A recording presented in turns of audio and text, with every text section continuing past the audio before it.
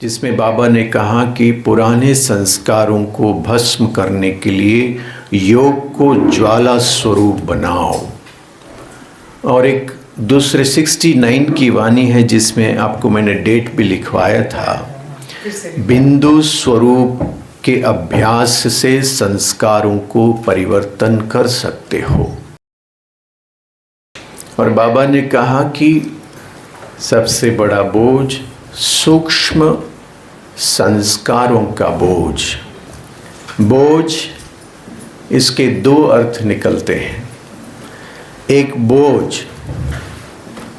वजन, दूसरा बोझ भोजन।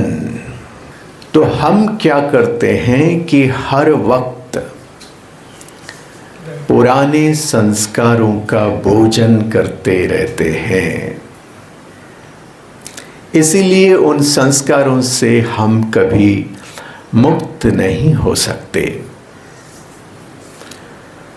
क्योंकि जब जब जो कोई भोगने के लिए इस धरती पर आए, वो काल के पंजे में फंस गए। निराकारी अर्थात आकार से संबंधित किसी भी चीज का कोई संकल्प नहीं। आत्मा के लिए संसार क्या है? जब हम बाबा के पास आए हैं तो हमारे लिए संसार क्या है बताइए? सिर्फ बाबा। तो जब हम बाबा की याद में टिक गए तो हमारा संसार सिर्फ और सिर्फ बाबा। लेकिन क्योंकि उसे जलाया नहीं, तो इसीलिए वो बार बार आकर के खड़े हो गए और आपको अपना वश कर लिए, क्योंकि वो भूत बन गए। वर्तमान हर पल भूत बनता जाता है, और जो काल के पंजे में फंसे हुए हैं वो भूतों के वश हो जाते हैं। इसीलिए भूतों से मुक्ति चाहते हो तो भस्म करें, तब हम मुक्त हो सकते हैं।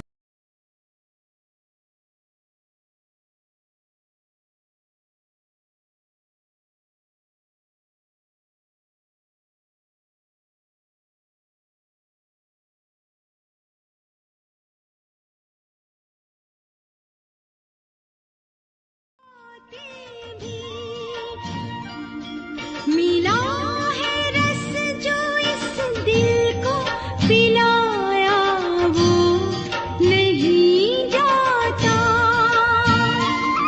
तेरा वो प्यार है बाबा जो समझाया नहीं जाता।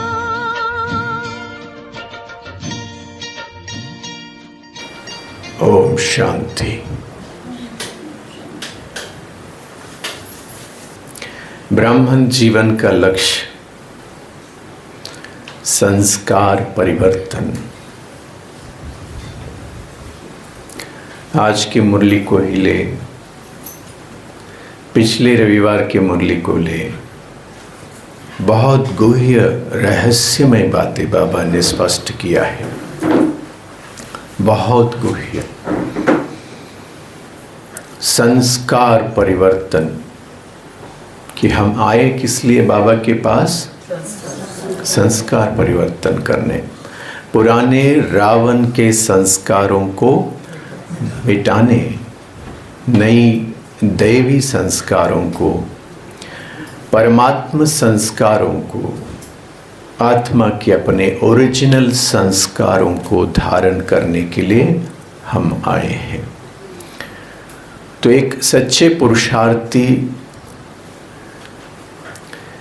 इस अपने लक्ष्य के प्रति हर पल जागरूक रहता है।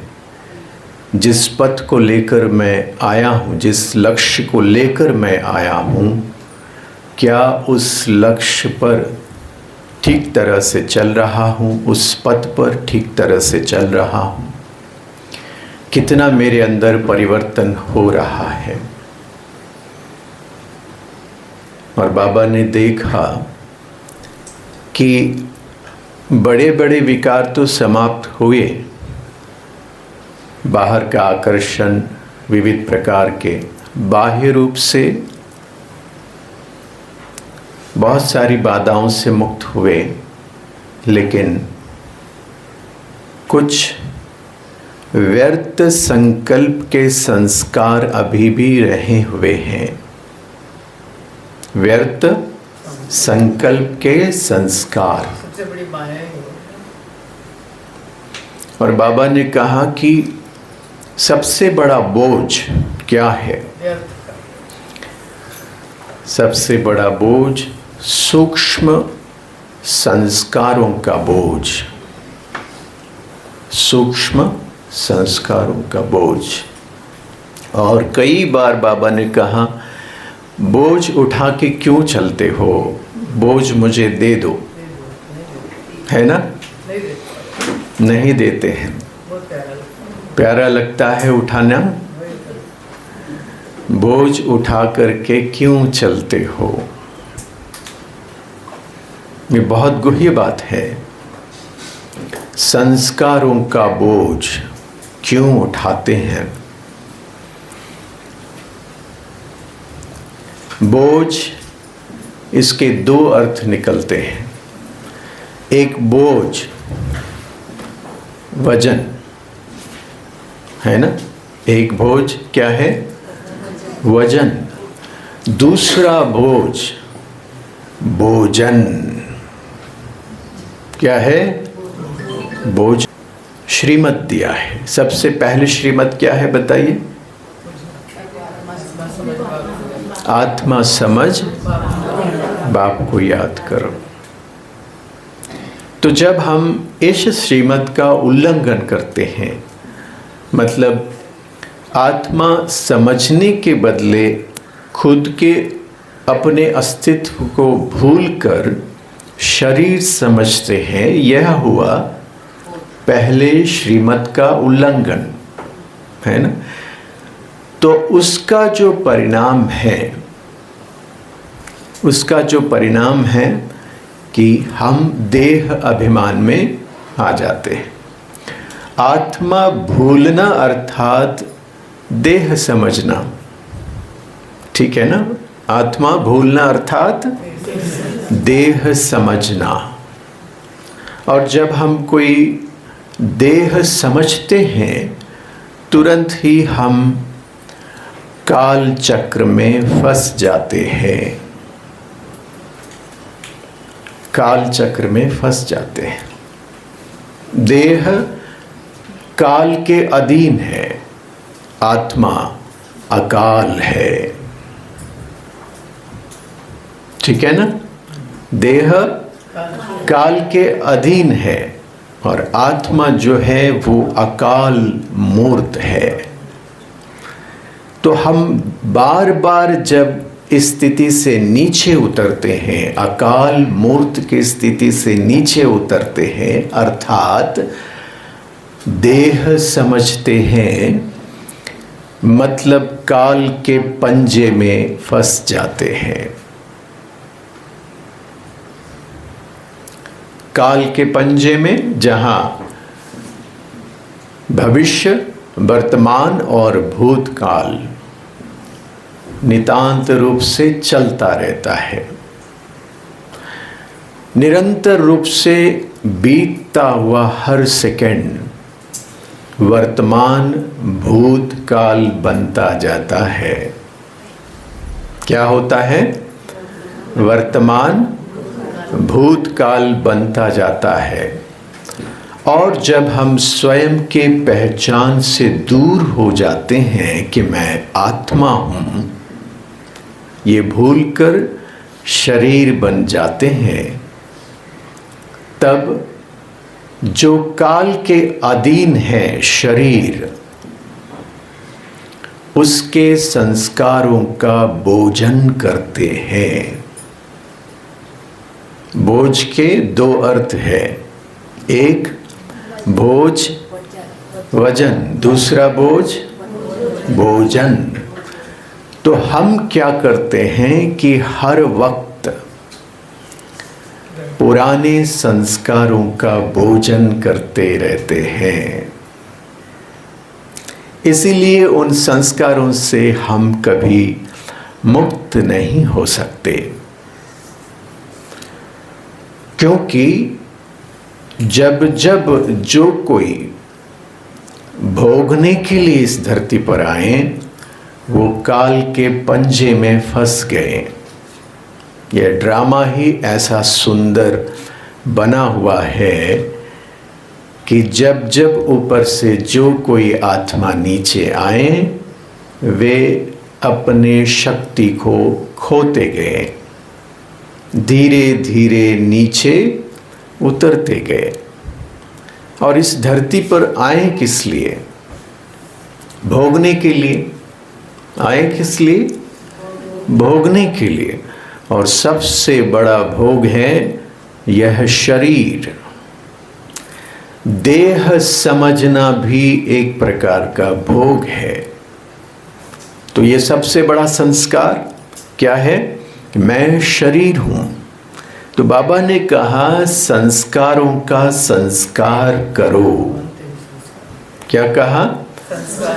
संस्कारों का संस्कार करो। और इसके लिए बहुत गुह्यता भरी बात बाबा ने समझाया था। व्यर्थ संकल्पों के संस्कार को पहचानो और संस्कारों को पूरी तरह से दग्ध करने के लिए, भस्म करने के लिए एकाग्रता का अभ्यास करो। एकाग्रता की शक्ति चाहिए। इस शब्द के रहस्य को समझे। एकाग्रता, इसे अलग करेंगे तो आप पाएंगे एक आग्रता। एक आग्रता। आग्रता अर्थात उस लक्ष्य के प्रति एकाग्र, जो लक्ष्य हमने रखा। क्या रखा? बाप समान बनना है, संस्कार परिवर्तन करना है। आग्रह अर्थात उस लक्ष्य के प्रति एकाग्र। उससे पहले एक आग्रता, एक होकर के संकल्प करना। आग्रह करना अर्थात संकल्प करना, एक होकर के। जब हम योग में बैठते हैं तब हम पाते हैं विविध प्रकार से हम बाबा को याद करते हैं। और बाबा ने स्पष्ट कहा मुरली में कि हम शक्ति लेने का अभ्यास करते हैं, रो रिहान करते हैं, अलग अलग प्रकार से याद करते हैं। लेकिन बाबा ने कहा कि वह योग ज्वाला स्वरूप वाला योग नहीं होता है। जिसमें एकाग्रता नहीं है वह ज्वाला स्वरूप वाला योग नहीं होता है। जैसे ज्वाला को उत्पन्न करने के लिए अपने स्कूल के दिनों को याद करें। सूर्य के किरणों को जब हम मैग्नीफाइड ग्लास पर एकाग्र करते हैं, है ना, तो क्या होता है? कागज पर, है ना, वहाँ अग्नि उत्पन्न होता है। तो बिखरे हुए सूर्य के किरणों को जब हम पकड़ करके एक जगह पे फोकस करते हैं तो वहाँ पर ज्वाला पैदा होता है। इसी तरह आत्मा के कई सारे संकल्प जो नितांत रूप से, जैसे सूरज की किरणें, वैसे आत्मा के संकल्प नितांत रूप से चल रहे हैं। शोध के अनुसार पूरे दिन में 60,000 विचार उत्पन्न होते हैं और हम उनके प्रति जागरूक नहीं रहते तो आत्मा अपने सारी शक्ति को खो देती है, क्योंकि उसमें ज़्यादातर व्यर्थ और नेगेटिव होते हैं। इसीलिए बाबा ने उसमें स्पष्ट कहा है, बच्चे व्यर्थ संकल्पों के संस्कार के ऊपर ध्यान दो। और उसके लिए एकाग्रता बहुत ज़रूरी है। जैसे अभी हमने समझा, आग्रह करना अर्थात संकल्प करना, और वो संकल्प एक होकर के करना। एक अर्थात एक का मतलब है दो नहीं होना। एक का मतलब क्या है? दो नहीं होना। जब हम आत्मा के रूप में मन और बुद्धि दो हो जाते हैं तब एक नहीं होते। मन एक तरफ भाग रहा है और बुद्धि दूसरी तरफ है, तो एक हुए। तो ताकत कहाँ होती है? जहां एकता है ना। प्रगति कहाँ होता है? जहां एकता है। जैसे घर में पति पत्नी है, पत्नी एक चाहे, पति दूसरा चाहे, तो वह घर प्रगति को पाएगा नहीं ना। तो इसी तरह मन और बुद्धि एक हो जाए तब हम बाबा के साथ एक हो सकते हैं। लेकिन अगर द्वंद्व चल रहा हो, ठीक है, अंदर ही अंदर जब भी हम बाबा को याद करने बैठते हैं तो क्या होता है? द्वंद्व चलता है। फिर उसके लिए फिर हम अलग अलग विधि अपनाते हैं। या तो बाबा से रेहान करते हैं, बाबा के कमरे में जाते हैं, या फिर मधुबन में जाते हैं, या सूक्ष्म वतन में जाते हैं, या फिर कोई म्यूज़िक लगा लेते हैं, या फिर कोई कमेंट्री का सहारा लेते हैं, या कोई गाने का इस्तेमाल करते हैं। बाबा कहते हैं इन सब से विकर्म विनाश नहीं होंगे। विकर्म पुराने संस्कारों को परिवर्तन करने के लिए योग ज्वाला स्वरूप होना चाहिए। और इसके लिए बाबा ने बहुत सुंदर तरीका बताया। जितने समय के लिए जिस स्वरूप में चाहो उस स्वरूप में यदि आप एकाग्र होते हैं तो फिर वहां संस्कार भस्म होते हैं। तो हम भट्टी में इसका भी अभ्यास किया था, 3-3 मिनट का अभ्यास, आत्मिक स्मृति का, आत्म अभिमानी स्थिति का अभ्यास किया था। तो कितने लोगों ने उस अभ्यास को कंटिन्यू जारी रखा? गुरुवार को रिवीजन करते। हाँ, लेकिन हमने होमवर्क लिया था कि दिन में हर घंटे, हर 2 घंटे में हमें 3 मिनट का अभ्यास करना है आत्म अभिमानी स्थिति का। तो सोचिए कि हम जो चाहते हैं वो हम नहीं कर पाए। इसका मतलब क्या है? हम जो चाहते हैं और जो हमारे हाथ में है, जो हाथ में नहीं है हम तो नहीं कर सकते। बाहर बारिश हो रहा है और आप चाहेंगे कि बारिश रुक जाए, रुकेगा? क्योंकि वो अभी हमारे हाथ में नहीं है। लेकिन हम चाहें तो अपने मन को वश कर सकते हैं, अपने बुद्धि को एकाग्र कर सकते हैं, क्योंकि वो हमारे हाथ में है। तो हम वही कर सकते हैं जो हमारे नियंत्रण में है, लेकिन फिर भी हम नहीं कर पा रहे हैं। इसका मतलब है कि अभी भी हम पुराने संस्कारों के वशीभूत हैं। कितना छोटा काम है, 3 मिनट एक संकल्प में एकाग्र हो जाए। तो भी बहुत शांति। इसके लिए ये 2-3 मुरलियाँ बहुत ज़बरदस्त मुरलियाँ हैं। आप इन्हें बार बार पढ़ें। जो पिछले संडे की वाणी है जिसमें बाबा ने कहा कि पुराने संस्कारों को भस्म करने के लिए योग को ज्वाला स्वरूप बनाओ। और एक दूसरे 69 की वाणी है जिसमें आपको मैंने डेट भी लिखवाया था, बिंदु स्वरूप के अभ्यास से संस्कारों को परिवर्तन कर सकते हो।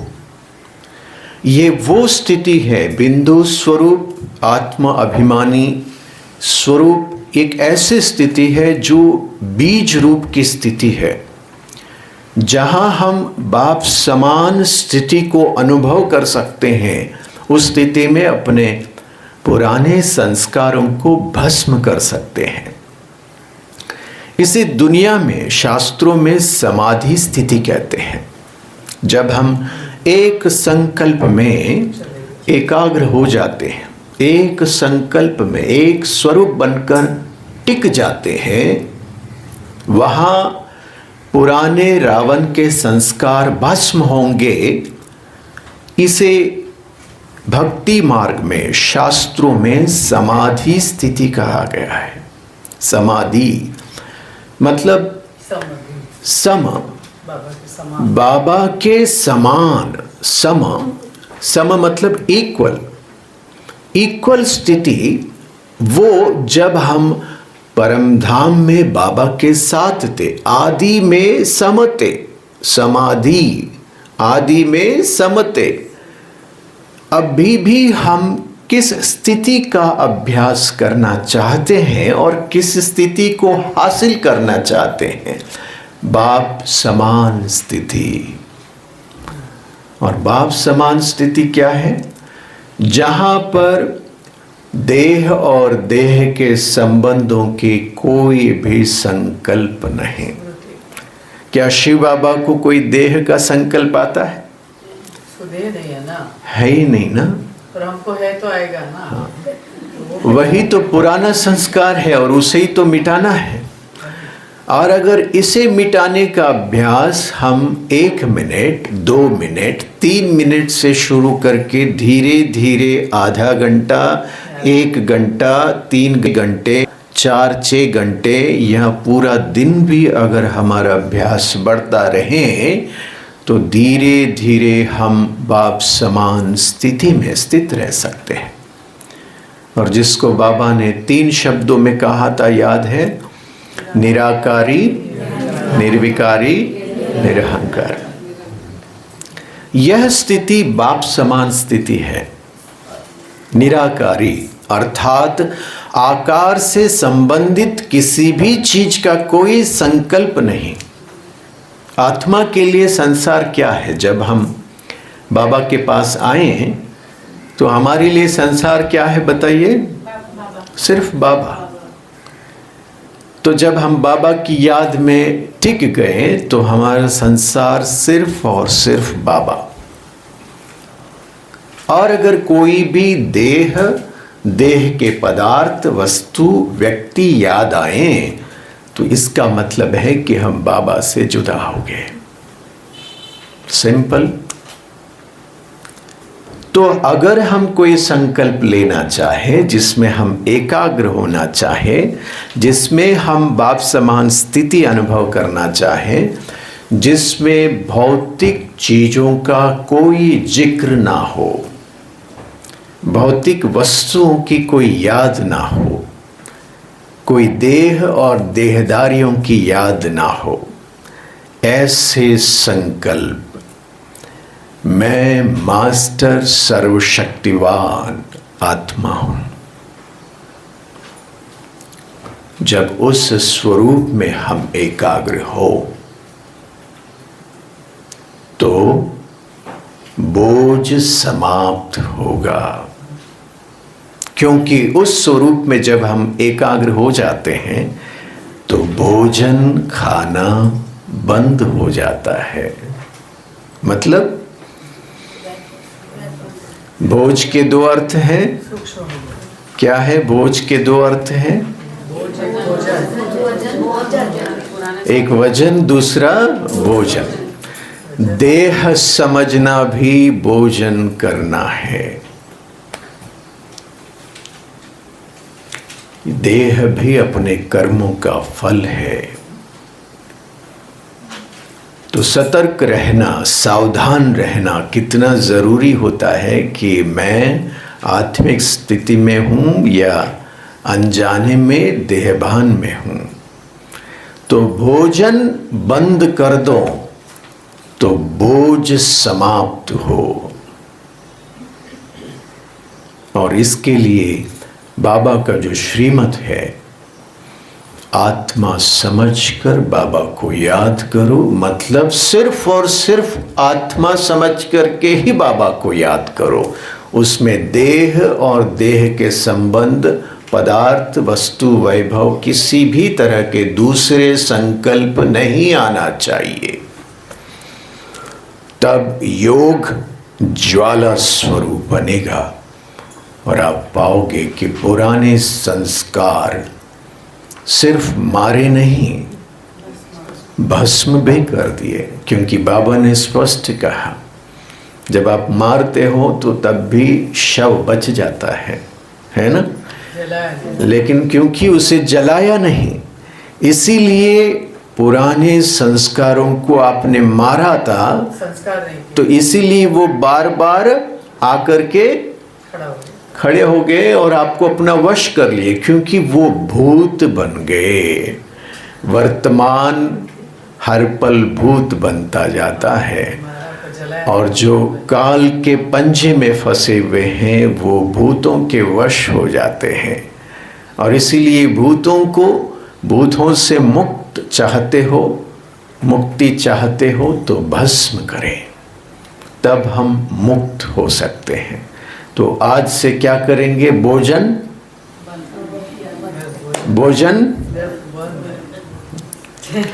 भोजन खाना बंद करो तो बोझ समाप्त होगा। बहुत सुंदर स्थिति है, बहुत आनंदमय अनुभूति बाबा की याद में कर सकते हैं। तो अभी हम बहुत अच्छी तरह से एक शक्तिशाली योग करेंगे। 5 मिनट के लिए अपने मास्टर सर्वशक्तिवान की स्थिति में एकाग्र होंगे। दूसरे कोई भी व्यर्थ संकल्प आए नहीं। कमर सीधे रख के बैठे,